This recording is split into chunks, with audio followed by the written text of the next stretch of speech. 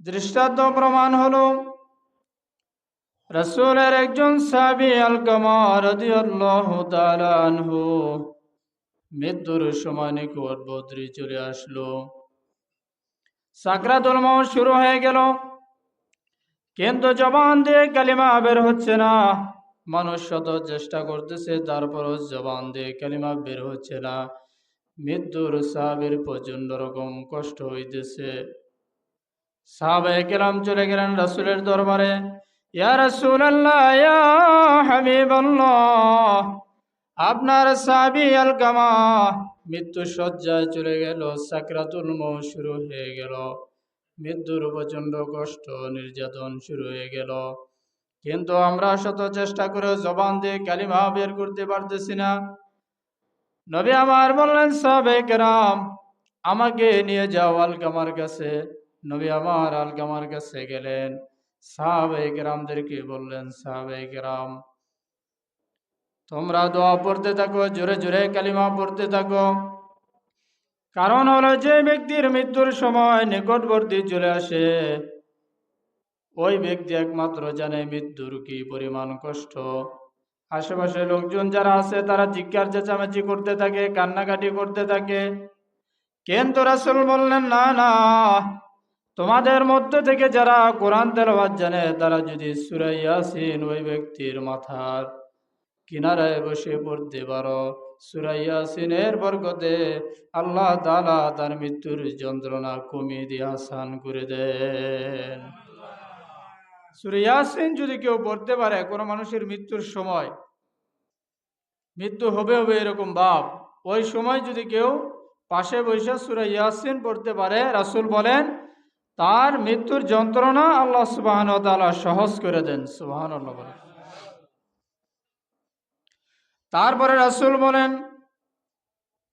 যে ব্যক্তি মৃত্যুবরণ করবে, মৃত্যুর কষ্ট যন্ত্রণা যার শুরু হয়ে যাবে, তোমরা আশেপাশে যারা থাকবা তারা জোরে জোরে কালিমা পড়তে থাকবা, সবাই জোরে জোরে কালিমা পড়তে থাকবা। তোমাদের তালে তালে, তোমাদের পড়ার কারণে, তোমাদের জোশের কারণে ওই ব্যক্তির জবান দিয়ে যদি কোনো প্রকারে আল্লাহ তাআলার রহমতে যদি কালিমা বের হয়ে যায়, ওই ব্যক্তিটা সফল, ওই ব্যক্তিটা জান্নাতি বলেছেন নবীজি। ওই ব্যক্তিটা সফল, ওই ব্যক্তিটা জান্নাতি হবে যার জবানের শেষ কথা থাকবে লা ইলাহা ইল্লাল্লাহু মুহাম্মাদুর রাসূলুল্লাহ সাল্লাল্লাহু আলাইহি ওয়াসাল্লাম। তো রাসূল চলে গেলেন ওই আলকামার কাছে, যে জবান দিয়ে কালিমা বের হইতেছে না, মৃত্যুর অনেক কষ্ট হইতেছে, নবী গো আপনি আসেন, আইসা তাকে একটু দেখেন, দোয়া করেন কালিমা বের হয় কিনা। রাসূল আসলেন, আইসা সাহাবায়ে কেরামদেরকে বললেন, তোমরাও কালিমা পড়ো, কেউ কোরআন তেলাওয়াত করো। নবী আমার দোয়া করতে লাগলেন, আল্লাহ তাআলা আমার সাহাবী মৃত্যুর সময় নিকটবর্তী চলে আসলো, আপনি তার জবান দিয়ে কালিমা বের করে দেন। আল্লাহ সুবহানাহু ওয়া তাআলা সাথে সাথে জানাই দিলেন, হাবিব বন্ধু আমার, আপনি হাত নামিয়ে ফেলুন। এই মুহূর্তে সাহাবীর জন্য দোয়া কবুল হবে না। কারণ হলো, এই সাহাবী যদি শত চেষ্টা করে তারপরও তার জবান দিয়ে কালিমা বের হবে না, একমাত্র কারণ হলো এই সাহাবীর মা এখনো জীবিত আছে। আলকামার মা এখনো জীবিত আছে। তার হায়াতে জিন্দেগিতে তার মার সঙ্গে চরম বেয়াদবি করেছে। তার মা তার উপরে সন্তুষ্ট না, রাজি না।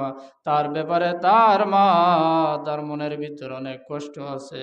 যতক্ষণ পর্যন্ত তার মা তাকে ক্ষমা না করবে, ততক্ষণ পর্যন্ত তার জবান দিয়ে কালিমা বের হবে না। ততক্ষণ পর্যন্ত তার জবান দিয়ে কালিমা বের হবে না। কত বড় কথা! রাসূল দোয়া করলেন, সেই দোয়াটাও আল্লাহ তাআলা বললেন যে, হাবিব বন্ধু আমার, আপনি হাত নামিয়ে ফেলেন। এখানে আমি আল্লাহ তাআলা দোয়া কবুল করব না, কারণ তার মাই তো তার উপর সন্তুষ্ট না। এখনো তো তার মা বেঁচে আছে, যদি ক্ষমা নিতে পারে তাহলে তার জবান দিয়ে কালিমা বের হবে। এবার নবী আমার নিজে চলে গেলেন আলকামার মার বাড়িতে। গিয়া সালাম দিলেন, আসসালামু আলাইকুম ইয়া আহলাল বাইত, ঘরের ভিতরে কেউ আছেন নাকি? আলকামার মা বুড়িমা বললেন, ইয়া রাসূলুল্লাহ ইয়া হাবিবাল্লাহ রাহমাতুল লিল আলামিন, আপনি আমার বাড়িতে চলে আসলেন, আমার তো আনন্দের কোনো সীমা নাই, শেষ নাই। তবে আমার কেন আসলেন? নিশ্চয়ই কোনো কারণে আসলেন। এবার রাসূল বললেন, হে আলকামার মা, আপনার সন্তান তো মৃত্যুর নিকটবর্তী সময় চলে আসলো, সাকরাতুল মউত শুরু হয়ে গেল, কালিমা বের হচ্ছে না, শত চেষ্টার পরও আমি দোয়া করলাম, সেটাও হচ্ছে না। আপনি যতক্ষণ না পর্যন্ত তাকে ক্ষমা না করে দিবেন, আপনার মনের ভিতরে যে কষ্ট আছে, যতক্ষণ পর্যন্ত তাকে ক্ষমা না করবেন, স্বয়ং আল্লাহ তাআলা তার জবান দিয়ে কালিমা বের করবে না। মেহেরবানি করে আপনারই তো সন্তান, আপনি তাকে ক্ষমা করে দেন, মাফ করে দেন। আলকামার মা বললেন, ইয়া রাসূলুল্লাহ ইয়া হাবিবাল্লাহ, দেখতে খারাপ দেখা গেল, শুনতে খারাপ দেখা গেল, নবী গো বেয়াদবি মাফ করবেন। আমার সন্তান আমার সঙ্গে যে আচরণ করেছে, যে বেয়াদবি করেছে, আমাকে যে পরিমাণ কষ্ট দিয়েছে, ক্ষমা পাওয়ার যোগ্য না, আমি তাকে ক্ষমা করব না। নবী গো বেয়াদবি মাফ করেন। তার জবান থেকে যদি কালিমা বের না হয়, আমি মা তাকে ক্ষমা করব না, আমি তাকে ক্ষমা করব না। তো রাসূল চলে আসলেন, এসে বললেন, সাহাবায়ে কেরাম, যে মার সঙ্গে বেয়াদবি করে কষ্ট পাইল, জবান দিয়ে কালিমা বের হচ্ছে না, তার স্বাভাবিক মৃত্যু চাই না, খড়ি লাকড়ি একত্রিত করো, জমা করো, জমা করে আগুন জ্বালাও, এই আগুনের মধ্যে আলকামাকে রাখা হবে, তাকে আগুন দিয়ে পুড়িয়ে দুনিয়া থেকে বিদায় করে দেওয়া হবে। আগুন জ্বালাও, লাকড়ি একত্রিত করলেন, তারপর লাকড়ির মধ্যে আগুন জ্বালাই দিলেন, দাউ দাউ করে আগুন জ্বলতেছে। কি পরিমাণ আগুন জ্বললে একটা মানুষ পোড়ানো যায়! হিন্দুরা যে মানুষ পোড়ায়, অনেক আগুন জ্বলে, দেখলে দেয়া যায়, প্রচুর পরিমাণ লাকড়ি লাগে, খড়ি লাগে, পেট্রোল লাগে, তেল লাগে। তো দাউ দাউ করে যখন আগুন জ্বলতেছে, এই দৃশ্যটা আবার ওই সাহাবী আলকামার মা জানালা দিয়ে দেখতেছে। সুবহানাল্লাহ বলেন। প্রচন্ড রকম আগুন দাউ দাউ করে জ্বলতেছে। যতই হোক রাগ অভিমানে ক্ষোভে মা বলছিল, আমি তাকে ক্ষমা করব না, যদিও কালিমা জবান দিয়ে বের না হয়। কিন্তু বাবার চাইতে অনেক গুণ বেশি দয়া মায়া আল্লাহ তাআলা মাকে দিয়েছে। এজন্য শত অপরাধ, শত অন্যায় করো, মা বাবার কাছে সন্তান আশ্রয় পায়, ক্ষমা চায়, ক্ষমা পেয়ে যায়। যখন দাও দাও করে আগুন জ্বলতেছে, নবী আমার নির্দেশ দিলেন, সাহাবায়ে কেরাম, আলকামার দেহটাকে, শরীরটাকে আগুনের মধ্যে শোয়া দাও। যেহেতু জবান দিয়ে কালিমা বের হবে না, আগুনের মধ্যে পোড়ায়া আলকামাকে দুনিয়া থেকে বিদায় করে দেওয়া হবে। যখনই আগুনের মধ্যে রাখবে, মার কলিজার মধ্যে মায়া আরো অনেক গুণ বেড়ে গেল। মা সহ্য করতে পারলেন না, ডাক দিয়া বললেন, ইয়া রাসূলুল্লাহ ইয়া হাবিবাল্লাহ রাহমাতুল লিল আলামিন, আমার চোখের সামনে আমার সন্তান আগুনের মধ্যে পড়ে যাবে, দুনিয়া থেকে বিদায় হয়ে যাবে। আমি তো জন্মদাতা মা, দুধ খেয়েছি, তাকে ছোট সময় লালন পালন করেছি, এই দৃশ্য আমি মা কোনোদিন বরদাস্ত করব না। ইয়া রাসূলুল্লাহ, আগে তো না করেছিলাম, বেয়াদবি করেছি, আমাকে ক্ষমা করবেন। এই মুহূর্তে আমার মনের ভিতরে যত প্রকার দুঃখ কষ্ট রয়েছে, রাগ অভিমান রয়েছে, সমস্ত কিছু ক্ষমা করে দিয়ে আমি এই মুহূর্তে আমার সন্তানকে ক্ষমা করে দিলাম। মা ক্ষমা করে দিলেন, সাথে সাথে আলকামার জবান দিয়ে বের হয়ে গেল, লা ইলাহা ইল্লাল্লাহু মুহাম্মাদুর রাসূলুল্লাহ।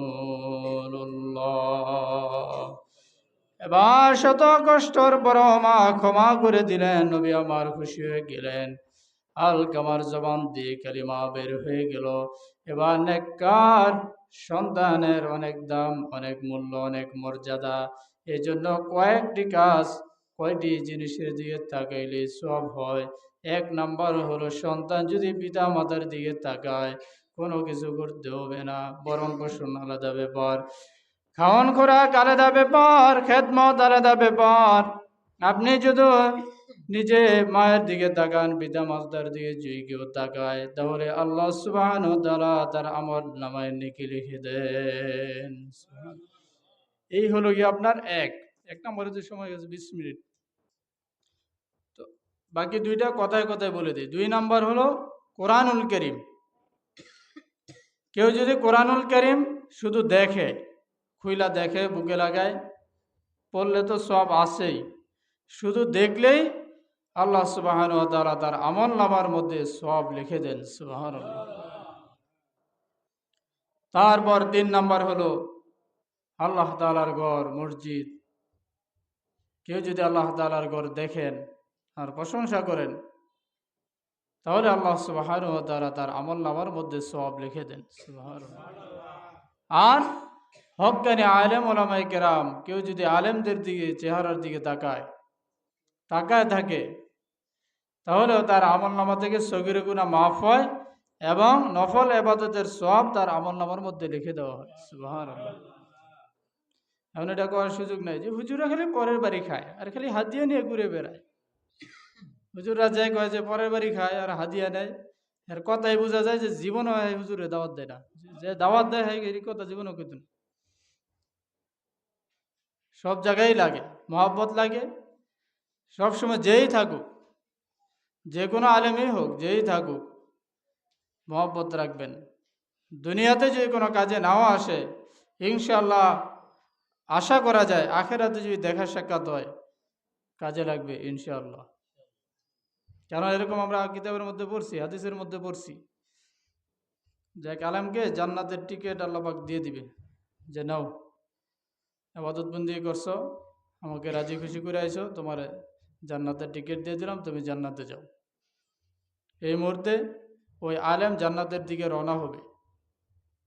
পরবর্তীতে যাইতে যাইতে কিছু সময় যাওয়ার পরে কয়েকজন লোক ধরবে, হুজুর আপনার সাথে তো আমাদের খুব চলাচল আছিল, মহব্বত আছিল, একসাথে বসে থাকতাম, কত গল্প গুজব করছি, কত কিছু করছি, আজকে আমাদের ইবাদত কম, নামাজ কালাম তেমন করতে পারি নাই, গুনাহ বেশি হয়ে গেছে, আটকা পড়ে গেছি, হুজুর আপনি যদি কিছু করতেন আমাদের জন্য বড় উপকার হইত।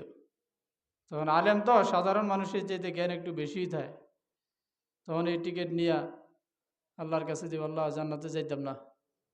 আল্লাহ পাক বলবেন যে জান্নাতে যাইতাম না মানে মানুষ যাওয়ার লেগে পাগল, এই কঠিন সময় বিপদের মুহূর্তে কয় না আল্লাহ যাইতাম না। যদি যাইতেই হয়, এই যে 5 জন লোক আছে এরা আমার দুনিয়ার মধ্যে খুব মহব্বত করত, যদি টিকিট দেওয়ারই হয় তাইলে তুমি এই 5 জন সহকারে আমাদের 6 জনটা দাও, আর নাইলে একা আমি যাইতাম না।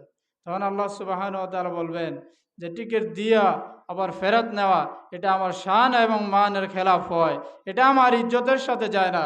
যাও, যেহেতু তুমি আবদার করেছ, আমি তোমাদের 5 জন সহকারে 6টা টিকিটই দিয়ে দিলাম জান্নাতের। এটা আল্লাহ তাআলা করতে পারেন কিনা বলেন?